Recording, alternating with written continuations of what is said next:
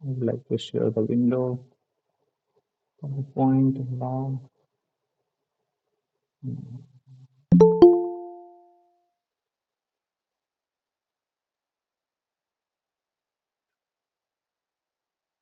Now you can see my slide, right?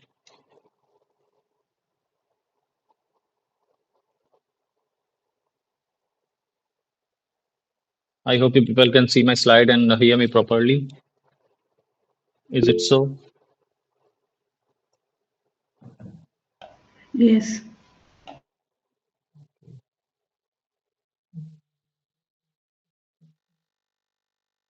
Okay, some other people are trying to join.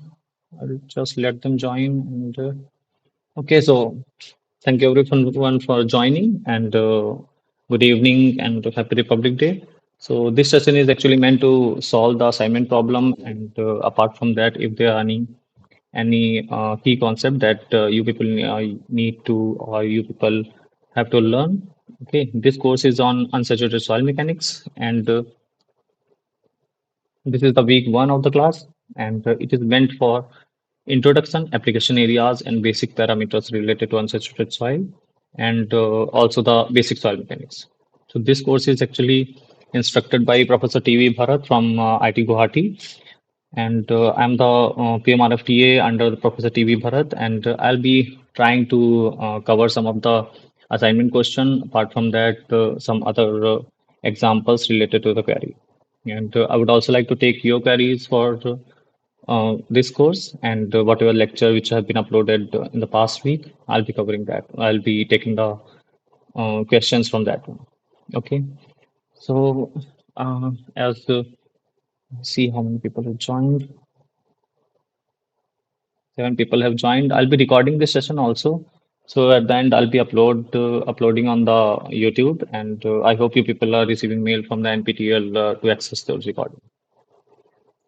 So going to the introduction of the topic, why we are studying the unsaturated soil mechanics course. That is because if you see the hydrological cycle in nature, then you'll observe that most of the time lots of phenomena are happening in the environment, right? Precipitation, transportation, evaporation, and these are basically connected to the hydrological cycles.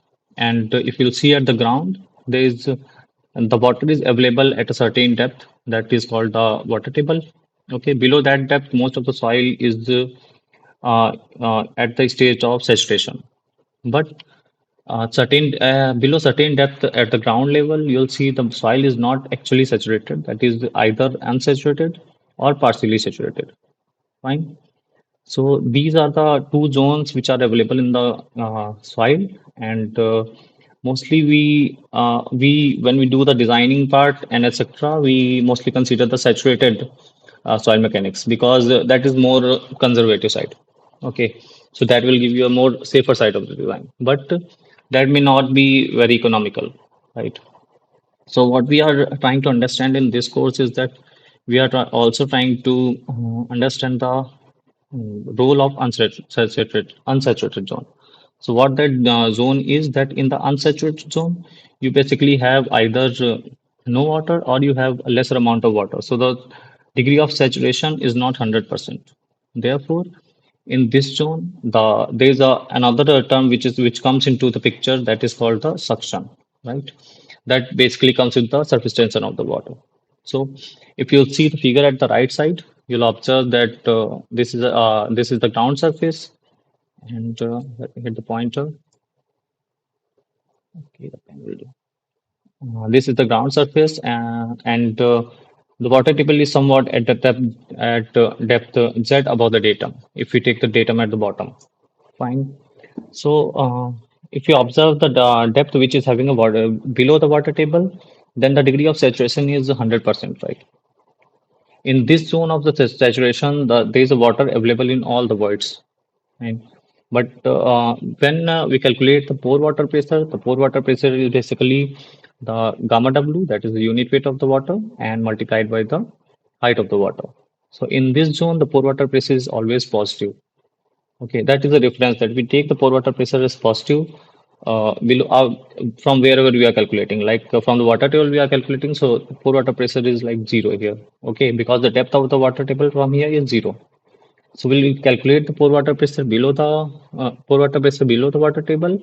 Then we'll observe that it is gamma into H. Okay. So that's going to be increasing in the downward direction. But if we'll go above, there is some zone which is above the water table, but it is also saturated.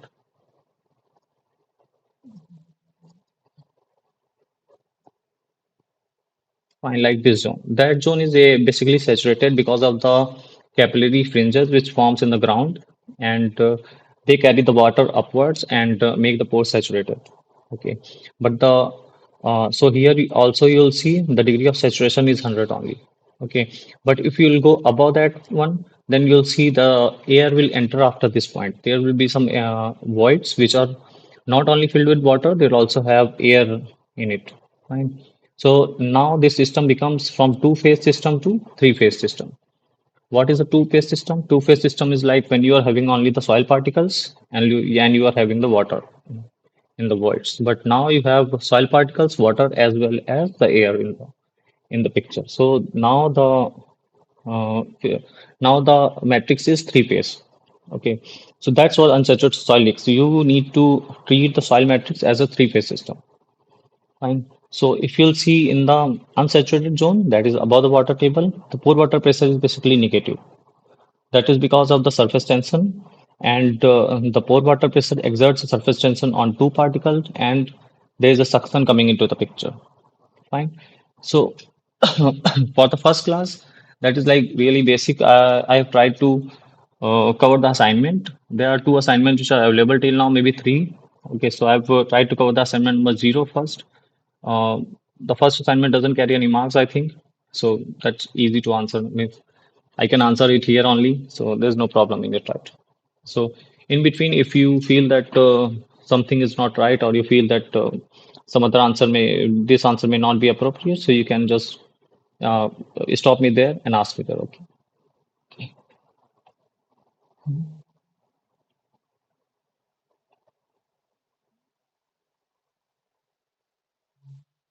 Wait a moment. Okay, fine. So for the first question in the assignment, that was assignment 0, is that the void ratio of the soil can be more than 20. So if you'll see in the soil matrix shown in the right side, that what is the void ratio? Void ratio actually represents that how much space is not occupied by the soil, right? How many this soil matrix, if you consider this as a soil matrix, if you consider this as a soil matrix, that how much space is there that is not occupied by the soil. So this space consists of air space as well as the water space. So this space is called the void volume. So the void ratio is actually the void volume divided by the volume of the solids. Fine. So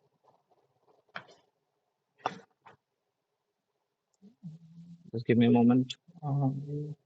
Okay. So this space actually consists of the void volume. This the void ratio actually consists of the void volume to the ratio of the volume of the solid.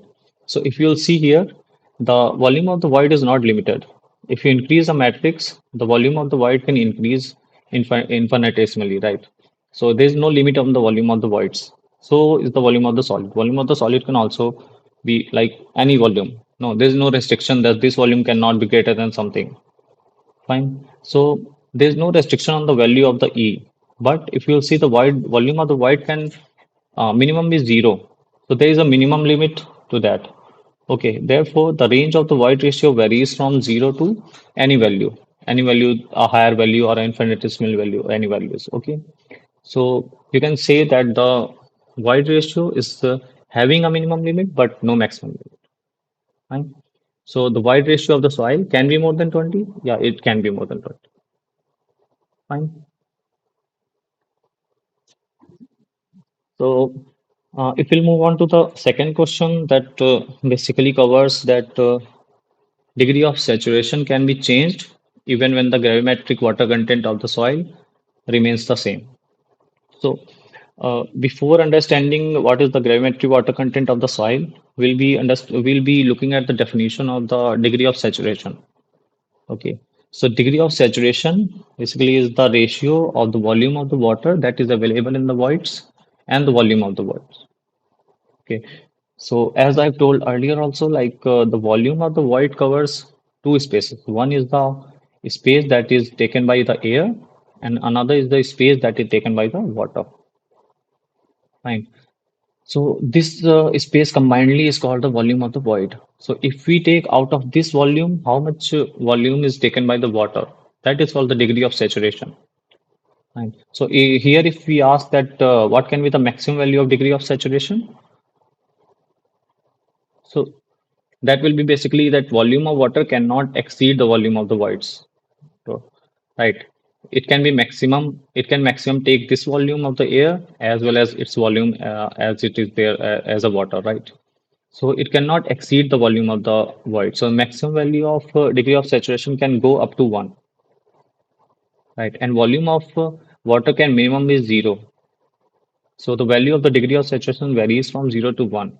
If we look into the concept of like last question. So here the question is that the degree of saturation can be changed. Can we change the degree of saturation even when the gravimetric water content of the soil remains the same?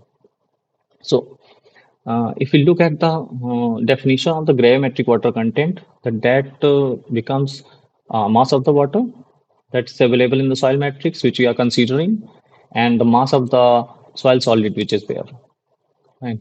And if we derive further and convert the mass of the water to the volume of the water multiplied by unit weight of the water. Okay, and mass of the solid to the volume of the solid, that's here, and the unit weight of the solid. Fine. If you consider like this, then we'll understand that further deducing this expression, we'll get the numerator will remain the same, and in the denominator, we can write that gamma solid is equal to the the specific gravity of the solid multiplied by the unit weight of the water. Right? So in this way, if we reduce this, then we'll get this general expression, which I think we all have studied in general soil mechanics, that is equal to ES is equal to G into W. Fine. E is the void ratio of the current state of the matrix. Okay.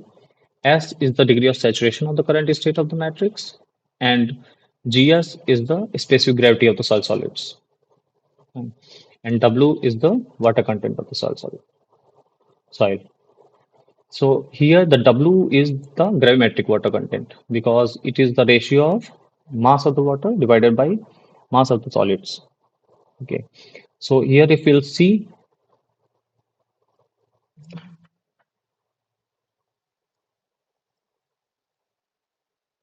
okay, it's not working.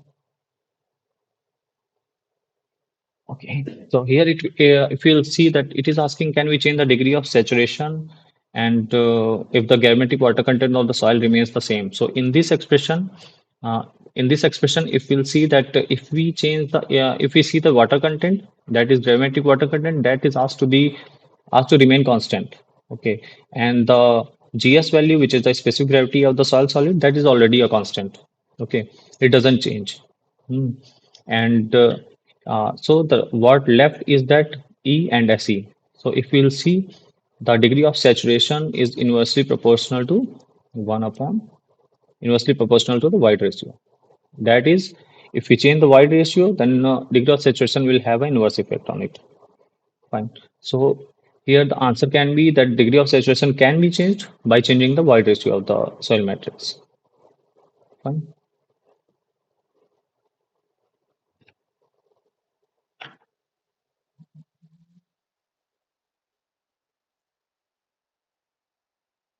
Okay. So then third question in the assignment is that the liquid limit of the soil increases with increase in the fine content.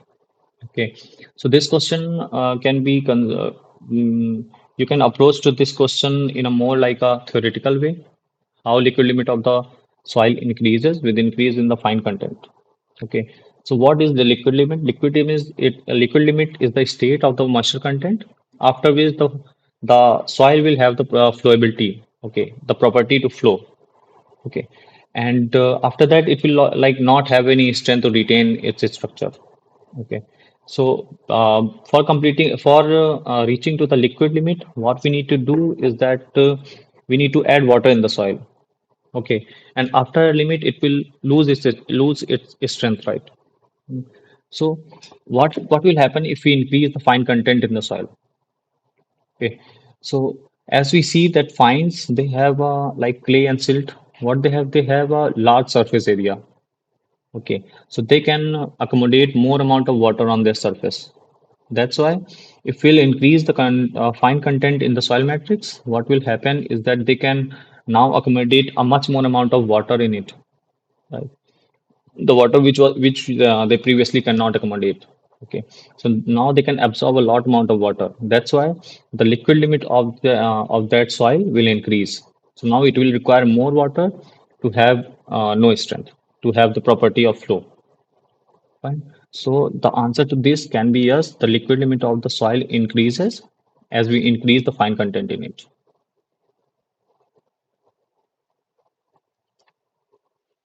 Are you people following me? I'm really not getting any feedback. Okay. So if you in between, if you have any doubt, you can please stop me and ask me. The fourth question was generally on the mainly on the direct shear test apparatus, and it was asked that is it necessary or should we perform a direct shear test for undrained condition only? And so if you see the general setup of the direct shear test, why the direct shear test is performed? That is performed to determine the shear strength. No? Mainly at the end, we want to determine the CN5 value of the soil or the material which we are using here. Okay, so this is a general direct shear test apparatus, and here we can see that this apparatus is having a soil sampling here and a normal load, and the shear load is applied from this side. Okay, so the thing about the direct shear test is that although in the direct shear test, ideally it's not possible to control the drainage, right? So there is no control on the drainage of the soil specimen, but the drained and undrained both tests can be performed there. Okay, so it basically depends on the stress rate. If you want, like in the construction, what happens is that initial stage of the construction is going on so fast that what the soil is not having time to fully drain. So to simulate those conditions in the lab, we apply a high strain rate, or the faster strain rate. So that simulates to the condition of the undrained case, right? And if we want to perform simulate the condition of the drained place, then we'll be applying a lower stress rate. Fine. So the shear box test or the direct shear test can be performed for drained and drained condition. So it should the statement that direct shear test or shear box test should be performed under drained condition and under undrained condition may not be totally correct, right? And then we'll have the dry density. The question is that the dry density represents the density of soils in dry condition. So here again we need to look at the matrix of the soil that is mostly considered for formulating the basic basic properties, basic parameters which we study in the basic soil mechanics, right? So the dry density is actually the ratio of the weight of the soil or the weight of the dry soil to the total volume of the soil. In the laboratory, if we are taking a sample of the soil, then we'll dry in the oven, and then we'll calculate then we'll measure what is the weight of this dry soil, and then we'll divide it by the volume of the soil, right? So there are laboratory tests, there are field tests for that. Okay, fine. So the dry density is actually the weight of the solids or the weight of the dry soil to the volume of the soil. Okay, so in other way, we can say the dry density represents the density of soils in dry condition. Because in the dry condition, we are ideally assuming that there is no water present.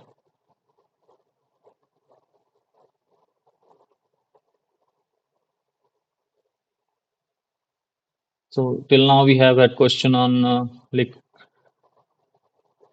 void ratio, general degree of saturation, liquid limit of the soil, direct shear test, and also on the dry density, consolidation test. Uh, and okay. So right answer. Now the sixth question comes on the consolidation test. During consolidation process, as the pore water dissipates from the soil system, the degree of saturation in the soil decreases. So this statement is made to check if we understand that in the consolidation process, the process of consolidation is like that we are trying to remove the water from the soil by applying a constant pressure for a particular time. Okay, but the thing to understand here is that during the process of the consolidation, the all the water is dissipating, but the degree of saturation is maintained at 100%. Okay, so even in the oedometer test, if you'll observe that while we perform the experiment in the laboratory, we keep on adding water in a particular container or cone so that the sample remains saturated the whole time. Okay, but the pore water we keep on dissipating from the sample, right? So the answer to this is that the degree of saturation is always remains constant, that is 100%, while we perform the consolidation experiment, right? And if it is in that consolidation experiment, the degree of saturation is not 100%, then you can move on to the concept of compression. The compression is the concept when we remove the air from the soil, not the water. Okay.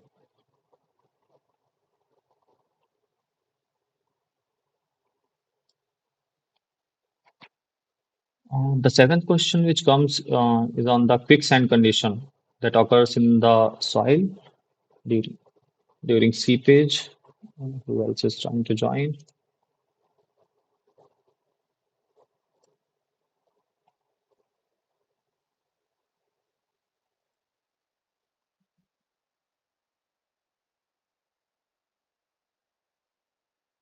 Okay.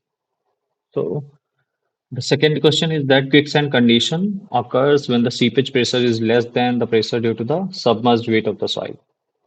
Okay. So while considering what is the quicksand condition, we'll first have a look that what is the meaning of quicksand condition, what happens at the condition when there's a condition called quicksand occurs. Okay, so quicksand is actually not the type of the sand, it is a condition where it occurs when there's a seepage pressure which exceeds the pressure due to the submerged weight of the soil. Okay, like if you see in the figure that is given on the right side, that if this is a flask where we are adding the water, okay, standpipe, and if you'll see that for this sand sample at the bottom point, if this one is A and this one is B, then if you'll see at the B point, okay, then you'll observe that there is a water head of H plus L. Okay, because of this standpipe, and this standpipe is filled with water. Okay, so this head is H plus L. So if we'll see what is the upward force which is been applied here, that is going to be H plus L multiplied by gamma W, that will be the pressure. And if we apply that by the area of the specimen, that will be S plus L into gamma W into A. That is the upward force which is there because of this pressure head of the water. Okay. And now, if we see the weight of the sand, because of that, there is a submerged weight of the sand which is there, and that will be the if the saturated unit weight of the sand is gamma saturated, and the length of the sample as given is L, and the area is A. So the total weight will be gamma saturated into L into A, right?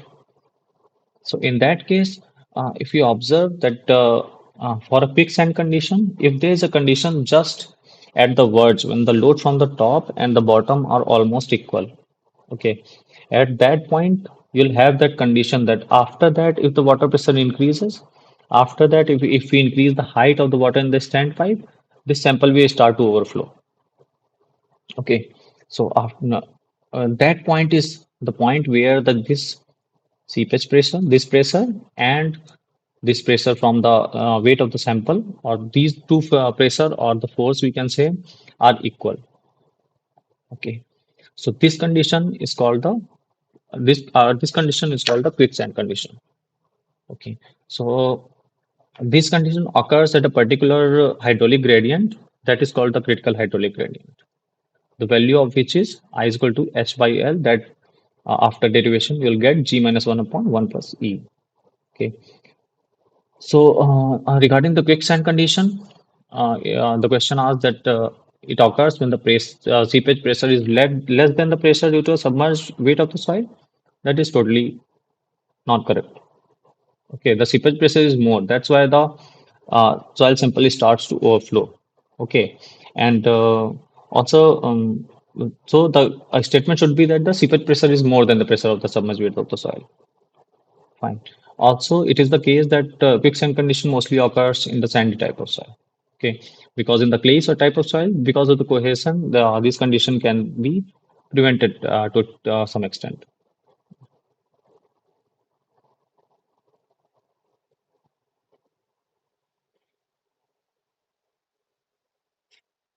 So as we move on to question number 8, the effective stress in the soil decreases when the seepage occurs in the downward direction. Okay. So regarding the seepage force is having a property that it occurs in the direction of the flow, and it is the seepage pressure. It is given by the term or the formula I is I into gamma W per unit volume. Okay, so if you want to calculate a seepage force on a particular point, then we'll be calculating it based on the I is the hydraulic gradient, and multiplied by gamma W, unit weight of the water, and the direction of the seepage force will be the direction of the flow. So if here in the question we see that effective stress in the soil decreases when seepage force in the downward direction. Okay, so if the seepage is going to be in the downward direction, okay, so the seepage force is going to be applied in the downward direction, right, in the same direction as that of the flow. So the effective stress is not going to decrease, although it's going to increase. Right? So if we see, if this is a sample, then at the top, the effective stress will be less, but as we go at the bottom, because of this seepage force, the effective stress will increase, right? So the effective stress in soil does not decrease with as the seepage occurs in the downward direction, although it increases. Fine. So,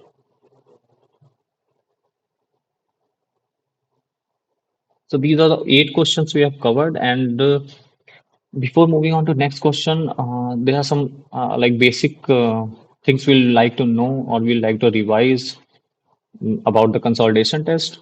Okay, so the phenomena of the consolidation is like that we can compare with the spring cylindrical model. Okay, we can simulate the consolidation in that case, in that sense. Okay, so if you'll see the first figure, which denotes that there is a system which where the water it is filled with water, fine, and it is having a spring system in that. Okay, then there is no load, wall is closed. Okay, so there is no water cannot go out. Okay, but in this case, as there is no load, there is no pore water pressure that is developed. Okay, but when we are applying the load in this one, then what happens is that there is some amount of pore water pressure that develops because the wall is closed and water cannot go out, and all the pressure that is taken by the water only. Okay, because the compressibility of water is very less. And then we move on to the third figure, which denotes that yeah, when the wall will be open, what will happen because of the pressure which has built up. Okay, then this water will start to escape from this wall. Okay, in that case, the pore water pressure will start to dissipate. And then finally, when we leave the wall open for a considerable amount of time, the whole pore water pressure will be dissipated. Okay, in ideal cases. So the pore water pressure now will be zero. Fine. So this is the case. This is the exact representation of the consolidation. Fine. First, when there is no there is no application of load. Okay, there is no pore water pressure that is developed. But as we apply the load, and if drainage is not permitted, in that case, the pore water pressure will develop. Okay, and if we move on further and let the water flow out, or we apply the drainage, okay, in that condition, the pore water pressure will dissipate a little, and it will keep on dissipating. Finally, at the end, when we leave it open for a considerable amount of time, the pore water will dissipate fully. Okay. In that case, we can say that, okay, 100% consolidation has occurred. But so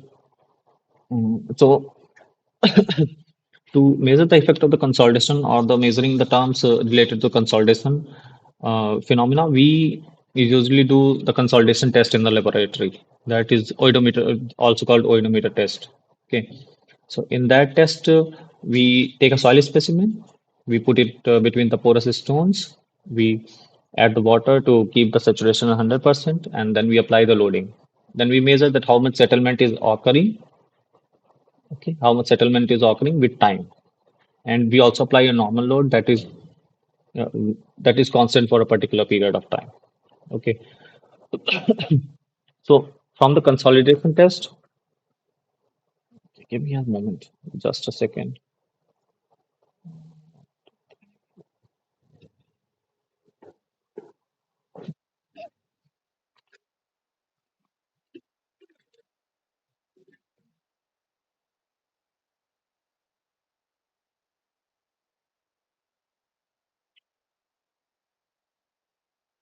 So from the consolidation test, we usually want to calculate the coefficient of consolidation. Okay, and from the consolidation data, we make several plot. One of the plot which is very much required is the void ratio versus the effective pressure, and that can be plotted on a normal scale as well as the log scale. Okay, so after plotting this curve, we can determine several things that such as the CC value, compression coefficient, recompression coefficient. Okay, this curve is called the virgin compression curve for the normally consolidated soil, and this curve is called the recompression curve. And after that, we further plot the deformation versus the time plots. So there are two methods. One is the logarithmic of time method and the square root of time fitting method. These two methods are used in turn to calculate the t value, that is t factor, and finally to calculate the coefficient of consolidation. These are some basic things that we need to brush before we move on to the next question. Okay. So, as we'll approach the next question of the assignment, I've taken an example from another book. Okay, that is from the book of the Ning Lu, I think. And you people can try solving this one along with me. So the question is that in a consolidation test, the following results has been obtained. And when the load was changed from 50 to 100 kilometer per meter square, the void ratio changes from zero point 0.7 to decreases to 0.65. So we'll have to determine several things. The one is the coefficient of volume decrease. Okay, that's going to be AV, and then we're going to calculate the MV value, that is the coefficient of modulus of the volume change or coefficient of volume change. We'll need to calculate the coefficient of compressibility, that is going to be AV, and the compression index, that is going to be CC. Okay. So first of all, the void ratio, initial void ratio was zero point 0.7, and after we have changed the loading, the void ratio was 0.65, right? And the initial stress was initial load that was applied was 50 kilometer per meter square, and the final was 100 kilometer per meter square. So if you'll see the change in the void ratio, the coefficient of compressibility is defined as the change in the void ratio divided by change in the loading conditions. Okay, and the coefficient of the change in the void ratio is zero point 0.7 minus 0.65. Right. And if we move on to the change in the stress, then that is going to be 100 minus 50. Right. So if we can calculate that, and if any one of you are doing, please cross check if the values written here are correct. Maybe you can take a little time here.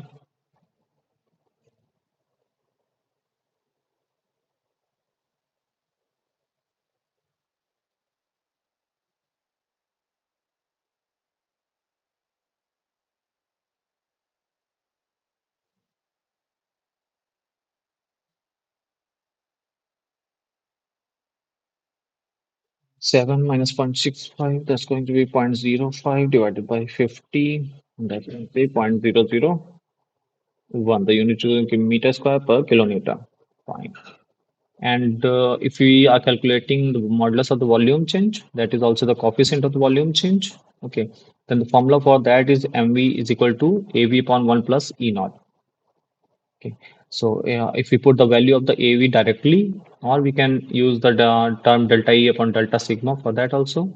Okay, but the more convenient way is to put the value of av directly. That's going to be 0.001 meters per kilometer.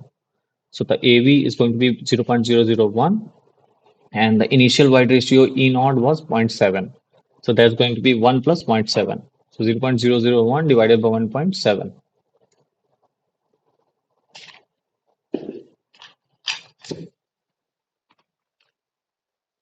Okay, so that's going to be 0.001 divided by 1.7. 5.88 into 10 to the power minus 4 meters per kilometer. And the third term which we are supposed to calculate, that is called the compression index. Okay, so the compression index is basically the slope of the curve, that Virgin compression curve which I've shown here. Okay, that ABC in the log scale. So it will be more like a straight line, and not exactly, then approximately. So the compression index is defined by delta E upon delta of log of sigma. Okay, so delta E is going to be zero point 0.7 minus 0.65, and delta of log of sigma is going to be log of 100 at the base 10 and minus log of 50. Okay, so with this we'll get 0.05 divided by log 100 upon 50. Log 100 upon 50.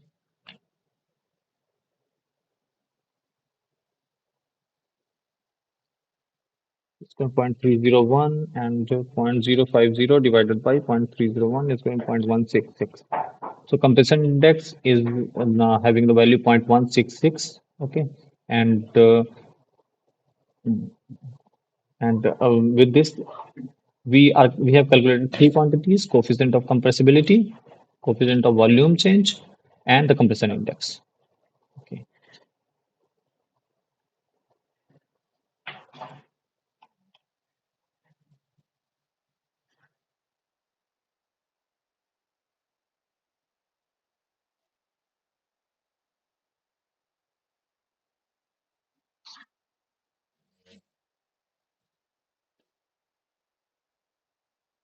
If anyone is having trouble in this numerical, please do ask.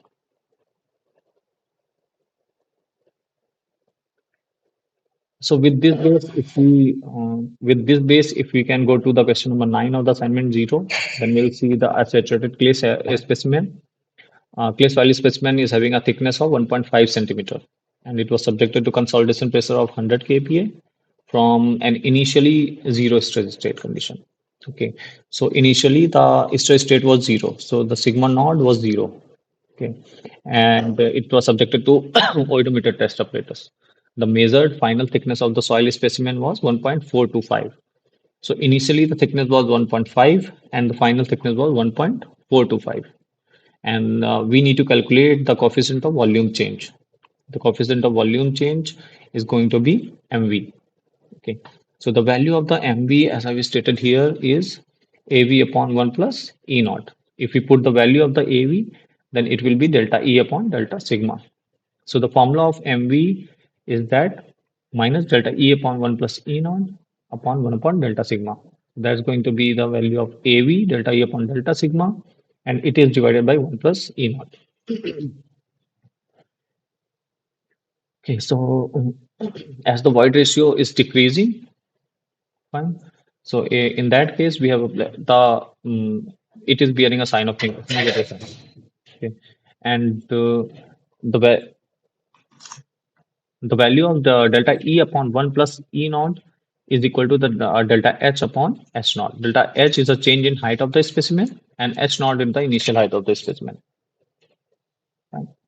So if we'll see the delta H value, that's going to be MV is minus delta H is the final value is 1.425, which is here, and the initial value is 1.5, which is going to be here. And the the value of the H naught is 1.5. And what is the change in the stress? The change in the stress is that we have applied with a consolidation pressure of 100 kPa, and initially the pressure was 0. So in that case, it's going to be 100 minus 0. That's going to be 100. Okay. So if we'll calculate, we'll find out that the value of the MV is coming 5 into 10 to the power minus 4 meter square per kilonewton.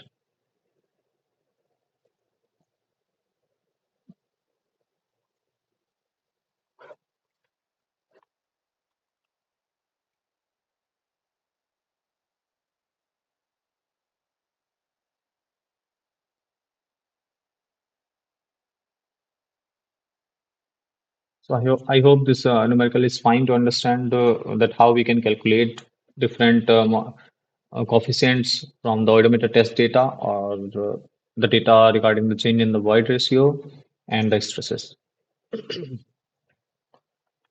Again, we move to the next question of the assignment, that is the maximum possible void ratio for a uniformly graded sand of a perfectly spherical grain is. Okay, so the sand grains are mostly not perfectly spherical, but we can, for the simulation purpose and for the idealization purpose, we can assume that they are perfectly spherical. So there is a case of the perfectly spherical grain, and it has been asked that what can be the maximum void ratio that uniformly graded sand can attain. What is a uniformly graded sand? That it is having a similar kind of gradation, right? Of the particle size, particle shape, etc. is similar. Okay, so in that case, if you will see that their combination, several combinations which have been shown in the right side of the figure, right side of the slide. Those are like one, two, A, B, and C, etc. So the first one which you'll see, that one you can say is very poorly packed. So that is having the highest word ratio, right? And these which are available are having a lower wide ratio than this one. So here we are more concerned about finding out the maximum possible wide ratio. So we are concerned that we want to find out the highest possible wide ratio which is available. Okay, so in that case, this combination, which is A, which is called simple cubic combination, that one is mainly having the highest wide ratio, and the wide ratio for that case will be 0.91. And the derivation for the derivation of this, this is actually a geometrical calculation. Okay, you take like this square, and then you calculate that how much space is there, how much space is taken by the particles, how much space is empty. In that case, you can calculate what is the maximum wide ratio, right? So for the derivation, you can refer to any basic geotechnical engineering book, okay, and get the values. So and the table here, it wants to represent that what are the variations which are available, right, for uniformly sized spheres. Okay, that's going to be the highest wide ratio you can attain at 0.91, and lowest is 0.35. So the answer to this question can be 0.91.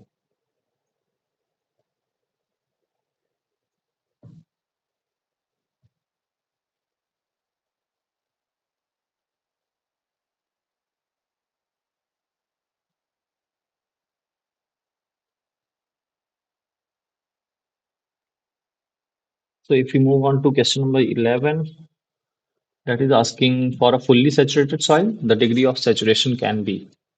Okay. So it is asking for a fully saturated soil, the degree of saturation, how much it can be, right? So again, we'll go back to the same basics. We'll see that what is the formula of the degree of saturation. Okay. So the formula of the degree of saturation is the volume of the water divided by the volume of the voids. And in this case, there are three phases because it is not fully saturated. Some of the voids are having air, so they are empty. This is empty space. Okay. And for the fully saturated case, this water need to be filled up to this air space also. Okay, this water needs to be take place of the air space also. In that case, the volume of the water as well as the volume of the voids will be equal. because all the space that is available as a volume of the void will be taken by volume of the will be taken by the water. So for the fully saturated case, the degree of saturation can be equal to 100. Fine. It cannot go any further because uh, no matter how much water you add, it will never be more than the volume of the void.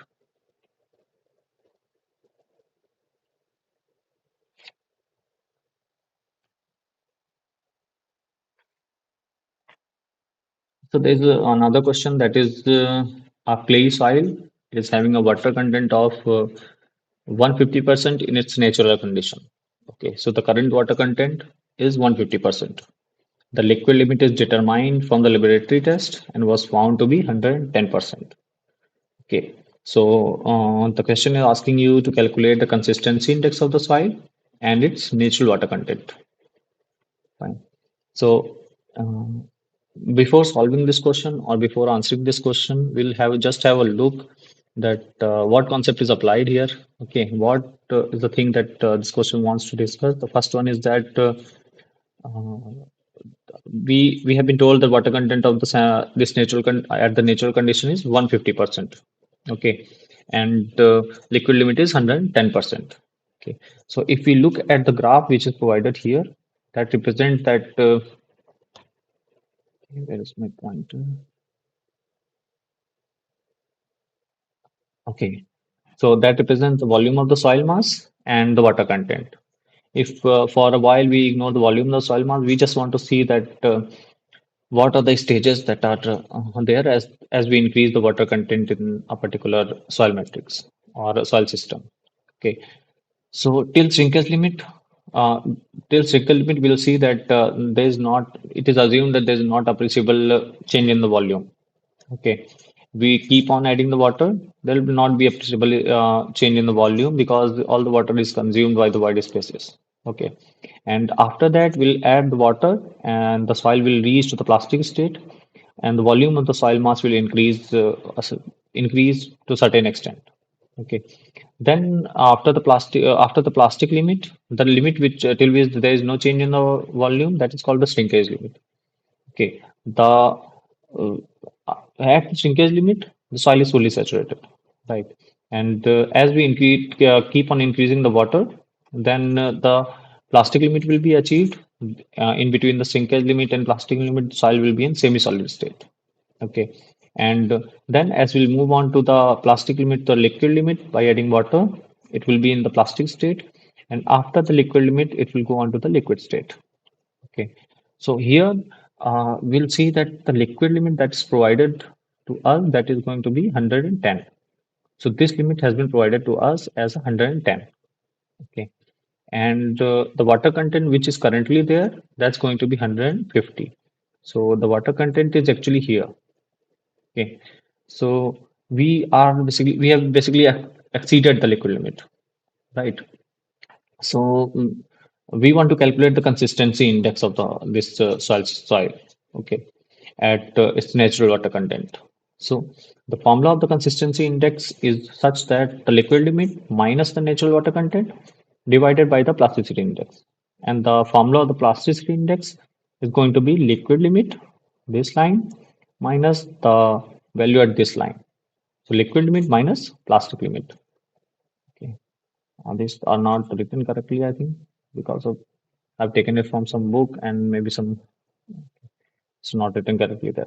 So you'll see that the plasticity index is going to be liquid limit minus plastic limit. So that is basically this length. And now, as we want to calculate the consistency index, we'll need to add the liquid limit. That's going to be 110 minus the minus the natural water content which is available. That is 150. So this numerator is going to be 110 minus 150. That's going to be minus 40. Okay. So the value of the numerator is negative, and we'll see for the plasticity index that is equal to liquid limit minus plastic limit. Liquid limit is always higher than the plastic limit. So this value cannot be negative. Okay, someone is joining.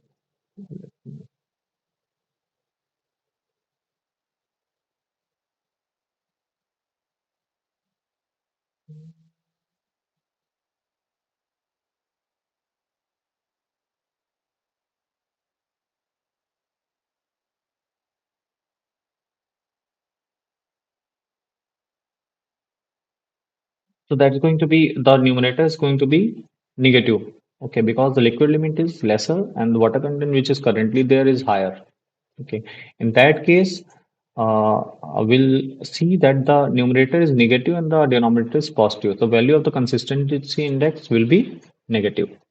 Okay, so the answer to this question can be negative.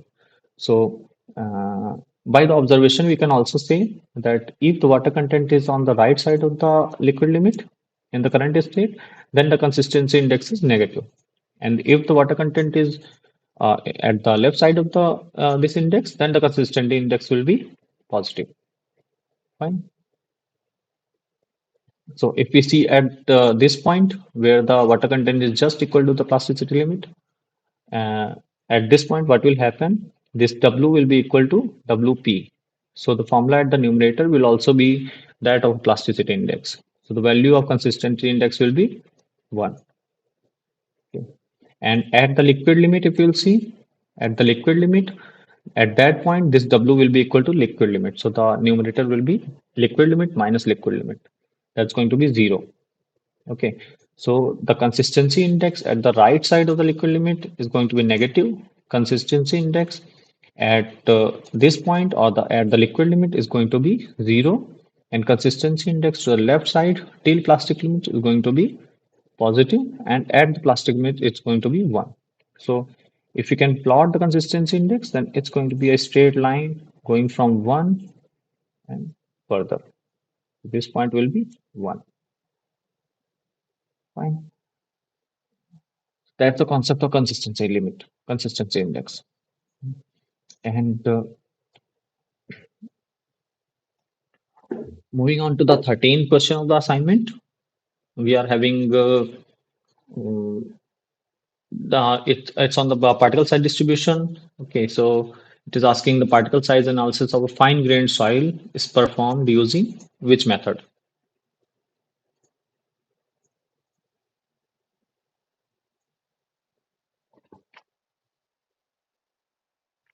So for this question, in the basic soil mechanics courses, you might have already studied that for studying the particle size distribution, we first perform the sieve analysis. The sieve analysis is mainly for the coarse grained soil. So if we'll see here, this line discriminates the coarse to fine particles. Okay. So at the left side of the line, they are coarse particles. Coarse particles are mainly gravel and sand. So basically more than 75 micron size. Okay. Gravel, sand, cobble, boulder, etc. Okay. And the fine particles are basically silt and clay. They are lesser than 75 micron size. Okay. So for the coarse particle, we perform either dry sieve analysis or we can also perform the wet sieve analysis. And for the fine particle, those are silt and clay. We mainly perform the sediment analysis. Okay, the sedimentation analysis can be hydrometer test. There are also pipette test. Okay, buoyancy analysis, etc. Okay, so for this question, we what we are trying to do, we are trying to find out the particle size analysis of the fine grained soil. Okay, so we can say that we can perform either pipette analysis or hydrometer analysis. Okay.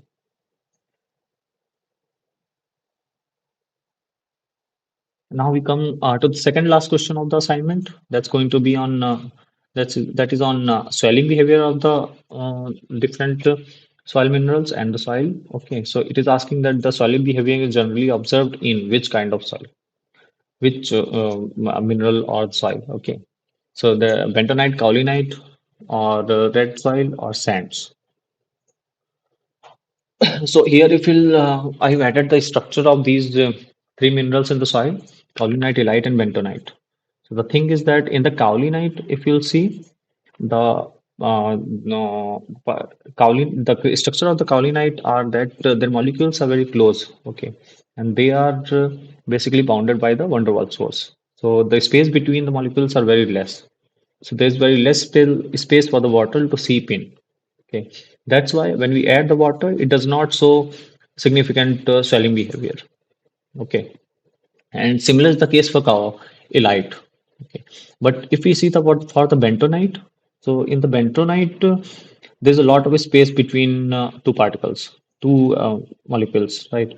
So that's why in this space, that is the bonding space, the water can seep in, and as the more water seep in, it will have the property of expanding.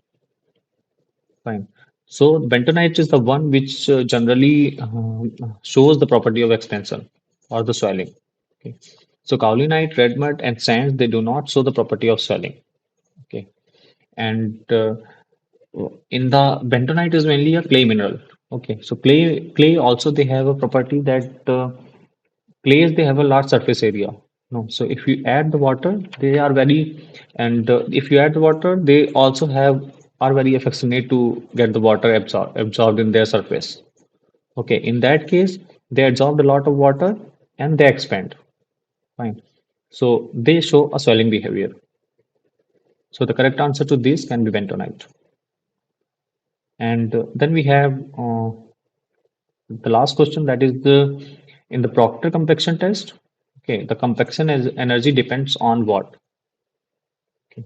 So the Proctor compaction test is actually performed to determine the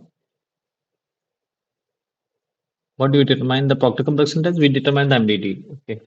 And Proctor compaction test, there are lots of compression tests. One of them is Proctor compaction test. Okay, so the compaction energy which defines that how much compaction is happening in the sample. That depends on the number of blows which we are giving. Okay, that also depends on the height of the fall from which we are falling the hammer. Okay, and that also depends on the weight of the hammer. Okay, so there are Proctor compaction test, modified Proctor compaction test, etc.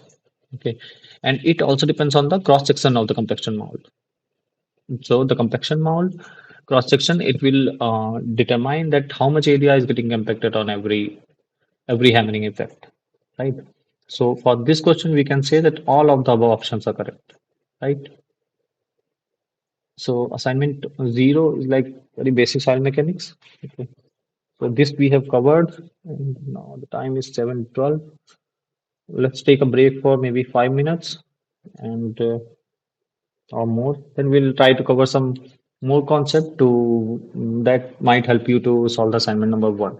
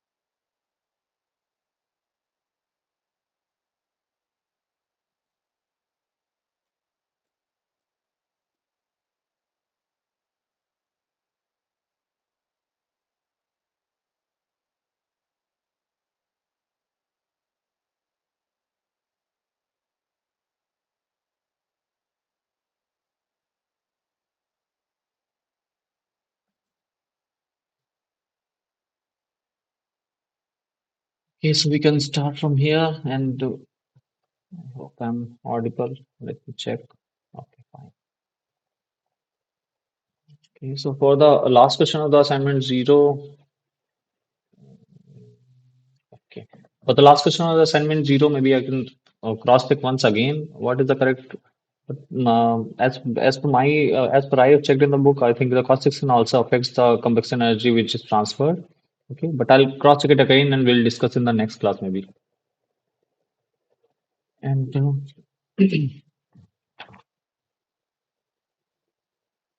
as we complete assignment number zero, I would like to quickly move on to the another concept that is more related to unsaturated soil mechanics. And here we are going to discuss what is the difference between the stress state in the stress profile or stress state in the saturated condition as well as in the unsaturated condition. Okay. So for the saturated condition, we all know that if there is a soil, like here, bedrock is there, saturated soil is there, and in that condition, the volumetric water content is going to be constant because only the water from here, the water table is here, so it's going to be saturated. Okay, and as we go down to further depth, okay, we'll observe that the total stress is going to increase, and it's going to increase in proportion to the depth. That's going to be gamma into Z. Okay, and for the pore water pressure, it is also the same. So pore water pressure is going to be gamma W into ZW. So it will also increase linearly. Okay, and the effective stress part, for the effective stress, there are like two stresses we want to calculate. First one is the vertical stress and the horizontal stress. That we can say the confining stress. Okay, so from the concept of poison, taking the concept of Poisson's ratio, we can calculate that the effective vertical stress is going to be the total vertical stress which is there, and total vertical stress which is there, that is sigma z minus the pore water pressure that is going to be developed, that is u. Okay, so this graph, this line minus this line, the values of these line, this line and this line. Okay, that's going to be the effective vertical stress. And if we move on to the effective horizontal stress, then we'll see that for the formula of the effective, the total horizontal stress is going to be mu upon 1 minus mu multiplied by sigma z. Okay, that is the total vertical stress. Plus, for the pore water pressure, we'll have to multiply 1 minus 2 mu upon 1 minus mu.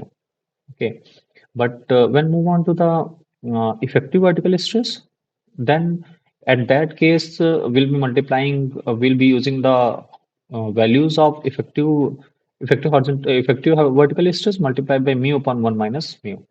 Okay, so the graph of the effective vertical stress is going to be like this. It will start from 0 to certain value, and for the effective horizontal it starts from 0 to a certain value if the water table is stopped. This is one of the general cases.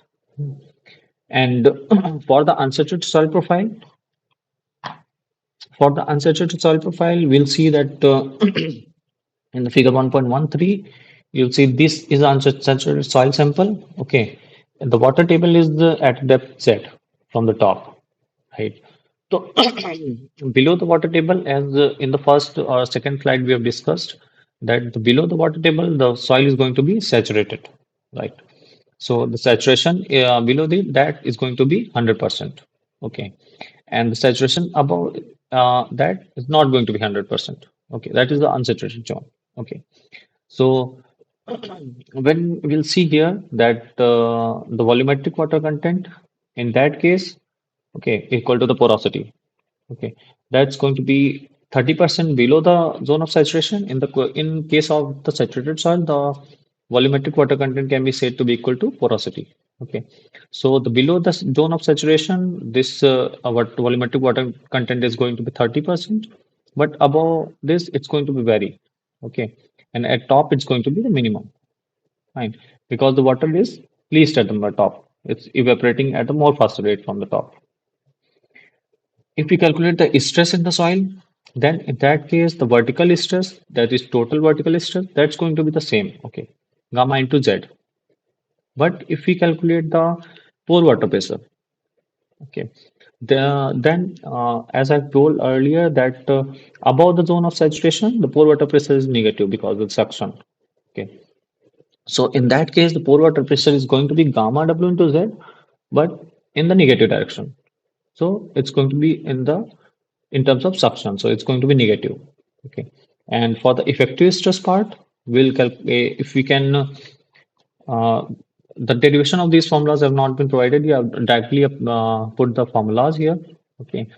So for the unsaturated soil cases, if you'll see, if you want to calculate the vertical horizontal stress, then instead of this formula, we can use this formula where the first term will remain the same, but the second term will have a negative sign. Okay, and it will include two new terms. The one is UA, that's going to be the pore air pressure. Okay, and the second term is this zeta, that's going to be the Bishop's effective stress parameter. Okay, and Bishop effective stress parameter is going to be a new term which is included. Okay, that takes care of the suction. Okay, and now in this graph, if you'll see for the effective stress parameter, the value of the sigma z dash can be calculated based on this formula. Previously, it was only the total stress minus the pore water pressure. But now a new term comes to picture, that is the pore air pressure. So it's going to be sigma z minus pore air pressure plus this eta times u, the pore air pressure minus pore water pressure. Okay. And for the calculating the sigma x dash value, it's going to be the Poisson's ratio divided by 1 minus Poisson's ratio into sigma z dash as before. Okay. So taking this concept, we'll be doing a simple exercise to solve an example problem. Okay, for the saturated case as well as unsaturated case. So for the saturated case, if we'll solve in first problem, you can see for a quantitative analysis, consider 10-meter thick homogeneous saturated sand layer with a Poisson's ratio of 0.35 and a bulk unit weight of 18.8 kilometer per meter cube. And porosity is equal to 30%. Okay, the corresponding volumetric water content profile is shown here. Okay, and we need to draw the effective stress profile. Fine. So if people would like and solve along with me, okay, I'll be explaining in the figure and the formulas are provided in the last slide. Okay. So here, first we need to calculate what are the total stress parameters. Okay. So for the total stress at the top, sigma z is going to be gamma into z. Okay. And the value of the gamma provided is 18.8. And the value of z at top is 0. Okay. So it's going to be 18.8 multiplied 0. So that's going to be 0 at the top.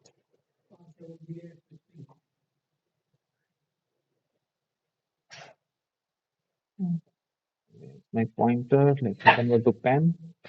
So at this point, it's going to be sigma z into 0. That's going to be 0. Okay. And gamma into z, that's going to be 0. And if we go further, okay, this depth is 10 meters.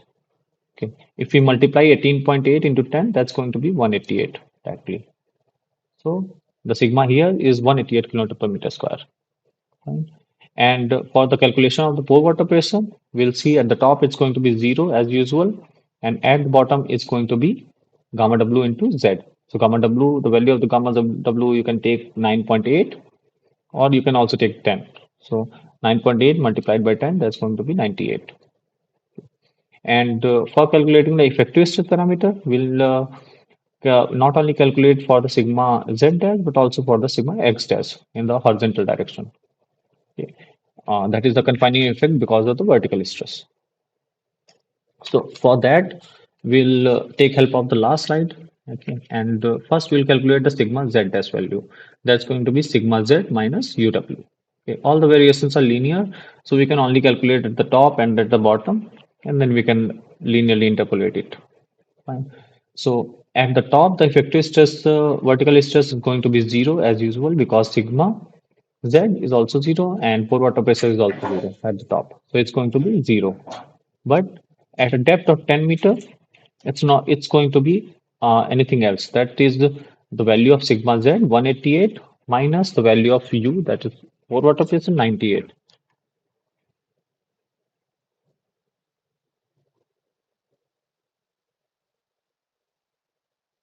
So this value is going to be 188 minus 98. So if we calculate 188 minus 98, that's going to be 90. Right? Now we have calculated the total stress values along with the effective vertical stress value. We need to calculate the effective horizontal stress value. That is going to be sigma x dash. Okay, and for the saturated condition, we can take the value of sigma x dash as this formula: mu upon 1 minus mu multiplied by sigma z dash. The value of the sigma z at top is all anyways going to be 0, but at the bottom the value of the sigma z dash is 90. Okay, so we can take these values. The mu is provided as 0.35, right? And 1 minus mu will be 1 minus 0.35, that's going to be 0.65. Okay, so if we calculate 0.35 divided by 0.65, that's going to 0.538, and multiplied by the vertical effective stress which we have calculated, that's going to be 90.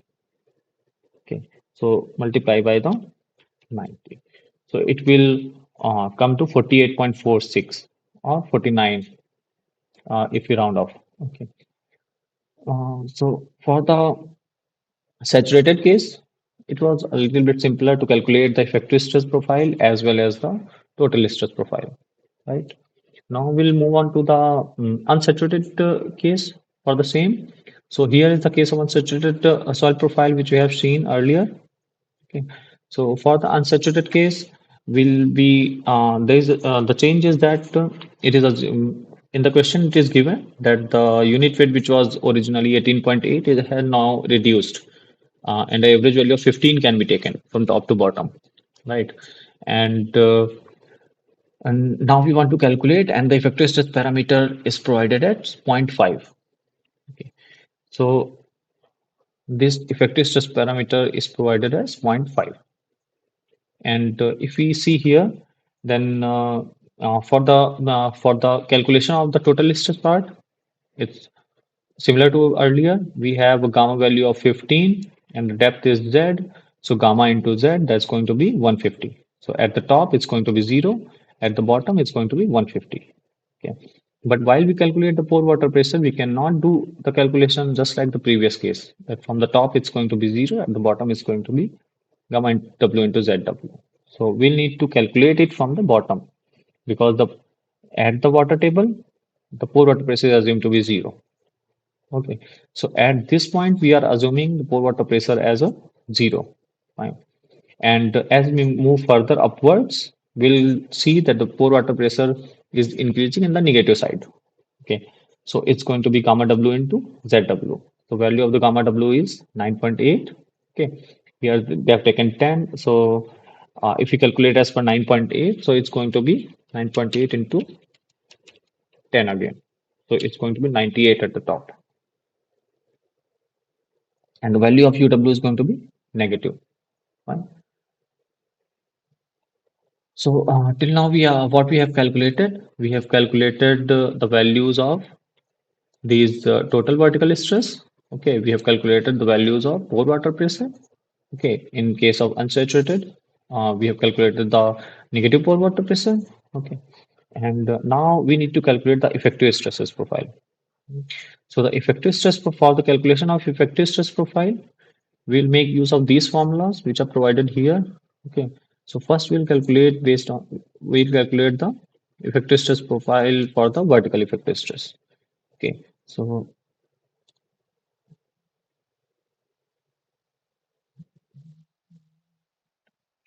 and eraser, I might erase these. So for the effective stress profile in the vertical plane, okay, we'll see that the value is total effective stress sigma total vertical stress sigma z minus the pore air pressure, okay, and the value of the this parameter Bishop's effective stress parameter into pore air pressure minus pore water pressure. The value of the pore air pressure is here 0, okay, and for calculating the value of value of pore water pressure, we have already calculated, and that also in the negative. Okay, so if we put the value of sigma z, that is in this figure also you can see here it is 0. So for this point, we can put the value of sigma z as 0. Okay, then move on to the second term of the formula. The value of Bishop's effective stress parameter is zero point 0.5. Okay, here it is given the value of Bishop's effective stress parameter is zero point 0.5. So if we put the point value of zero point 0.5 here, so zero point 0.5 multiplied by this value is going to be 0. The effective pore air pressure, the pore air pressure is going to be 0, and for the pore water pressure, the value is minus 100. So there is already one minus, and then we write the value as minus 100. So it's going to be plus 100. Okay. So multiply zero point 0.5, that's going to be plus 50. So for this point, we have calculated this value. That's going to be effective vertical stress value at the ground level or the top level. Okay. And now we move on to calculate the value of the effective vertical stress at the bottom or at the water table. So for this point, the value of sigma z is going to be 150. Right? So we have calculated the value of sigma z as 150. So we'll write 150 plus the value of Bishop's effective stress parameter is zero point 0.5 multiplied by minus the pore water pressure that is available there, that is going to be 0. So multiplied by minus and 0. So it's going to be 150. So the effective vertical stress we have calculated at this point is going to be 50. At this point, it's going to be 150. Okay. So now we need to calculate the effective horizontal stress at these points. Okay. To calculate the effective horizontal stresses, okay, we can use this formula again. Okay. So if we apply this formula at this point, then what we'll obtain? We'll have the Poisson's ratio value of 0.35. So again, it's going to be 0.35 divided by what is the value? That's going to be 0.65, 1 minus mu. So this value is 0.538. And if we multiply that by, let me remove this one. Okay, so now if we multiply this value by sigma z dash, okay, the value of sigma z dash at this point is 50. So multiply by 50. So that's going to be around 26.92. So half of the 50, around half of the 50. 26.92 is 27. And for this point, we'll follow the same procedure. So the value of mu upon 1 minus mu is going to be 0.35 divided by 1 minus 0.35. That's going to be 0.65. So 0.35 divided by 0.65. And we'll multiply it with the effective vertical stress value at this point. That's going to be 150. Okay. So the value comes to 80.76. That we can write as 81. Right. So with this, we have seen that we can, for the saturated case and for the unsaturated case. The idea is to understand that there are two differences for saturated and unsaturated case. Number one is that while we go from the saturated to unsaturated case, there's two terms that come in picture. First one is the Bishop's effective stress parameter that you need to take care of while you calculate the total or effective vertical stresses. Okay. The second one is the term pore air pressure that you need to calculate uh, while calculating these stress profiles. Okay. So now we'll move to, after introducing this, we'll move to the assignment number one. Okay. So for the assignment number one, uh, the first question is that shear strength of the soil depends on what? So if we see the shear strength of the soil from the Mohr-Coulomb's formulation, okay, so it is equal to tau is equal to C plus sigma and tan phi dash, tan phi, or in the effective terms, C dash plus sigma n dash tan phi dash, right? So, if we can see from the figure which is provided on the right side, then we'll see that what are the forces which are available. The first one are the interparticle forces, okay, and the second ones are the, if the pore water is present, then the force due to pore water or the force due to seepage if the drainage is happening. Okay, so in this way, from the formula also we can see the shear strength of the soil. It depends on what? It depends on first the stress, that is the effective vertical stress. Okay, and also on the these C and phi values. Okay, so these shear strength is also affected by the drainage conditions. Okay, and the soil water content. Fine. So for this we can say that the for this, we can say the shear strength of the soil depends on all of the above, right? And coming to the second question, it's basically on the consolidation test again. Okay, so it asks that the consolidation test data are used to determine what? Okay, so for the consolidation test, we usually perform. Uh, at the end, we want to determine the coefficient of consolidation. Okay. Before that, we calculate other quantities also, such as the coefficient of compressibility, compression index, recompression index, coefficient of volume compressibility, as we discussed earlier. Okay. But the final motive is to determine the coefficient of consolidation that can give you idea about the consolidation that is happening in the soil sample. And with this, I think you can answer the question number two also.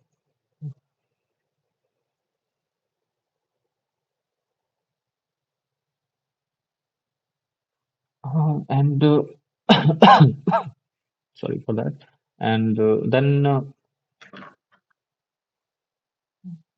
we check who else is there.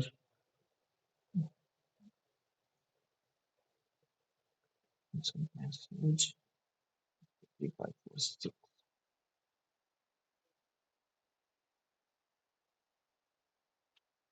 The question number three is that for the derivation of 1D Tarjagi's consolidation equation, what are the one dimensional Tarjagi consolidation equation? What are the um, rules which are involved, or what are the conservation what are the terminology which are involved? So for 1D Tarjagi consolidation, it is basically conservation of mass is involved.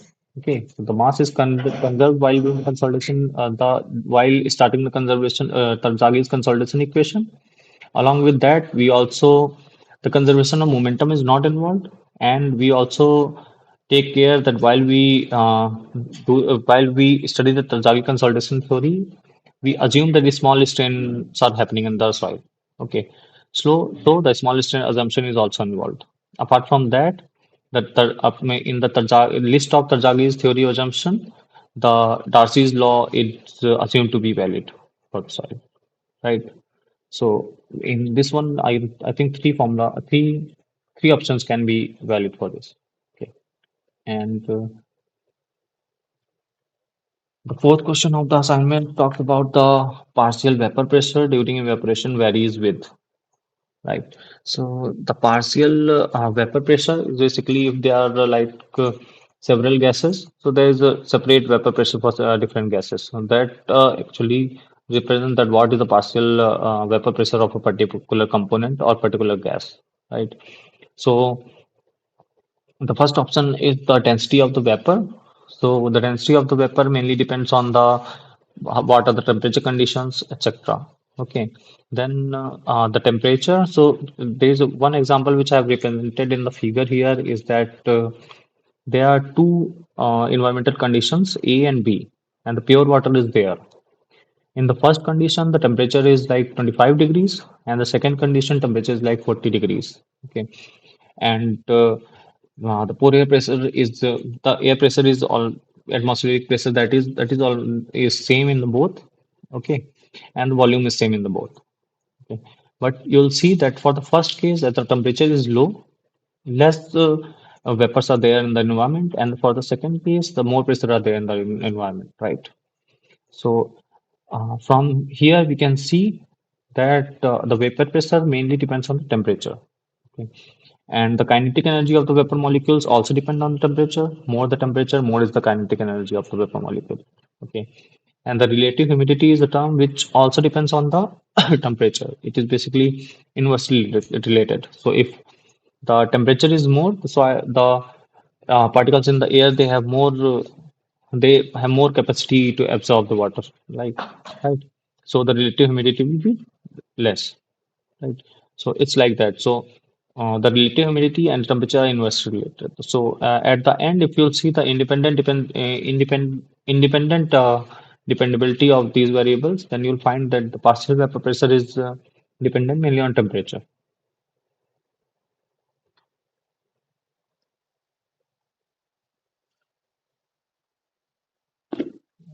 And question number four we have covered. Then as we come on to question number five, for the direct shear test, the peak shear stress increases with increase in the normal or confining stress. So before answering this question, we'll just have a look that in the direct shear test, how do we perform? So there's a shear box, okay, where we place two samples and we make one interface in between the samples, right? So and we try to provide the shear force in the sample to calculate what friction is there. So we basically calculate the CM5 values, right? So before that, we also apply a normal load on the sample. Okay, that is shown here. Okay, so we also apply a normal load here. The laser pen.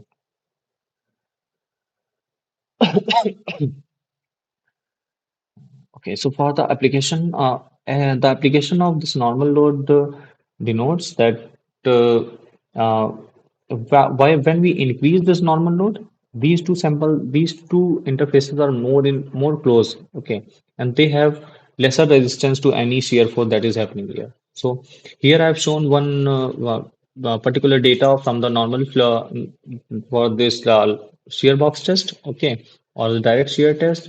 Then you'll see as the normal load is increasing, this graph is going above, or the shear stress of uh, these the same sample is increasing. Okay, so from here we can say that in the direct shear test, the peak shear stress which is there, this point it basically depends on the what normal loads we are applying, right? So this statement can be said to be correct in that sense. So the peak shear stress increases as we increase the normal or confining stress. Fine.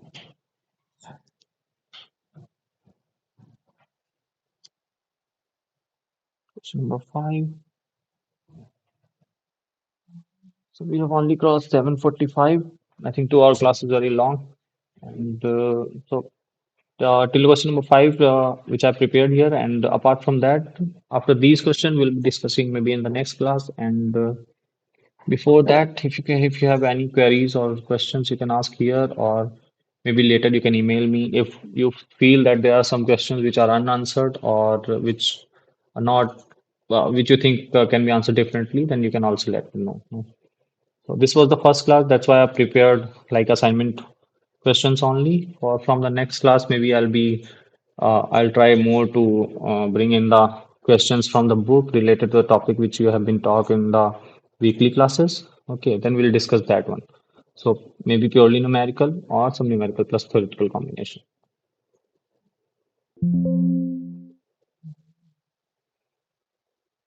Just unshare the slide. I'll just take the attendance quickly. It's just there.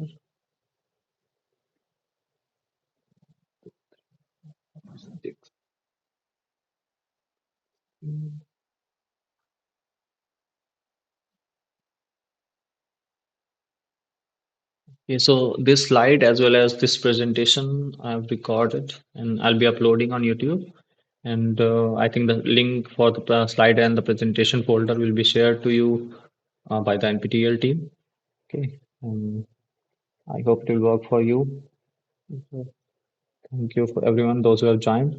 I thought 201 people registered for this course. I thought maybe all might be presented. Yes, please, Godson. My email ID will be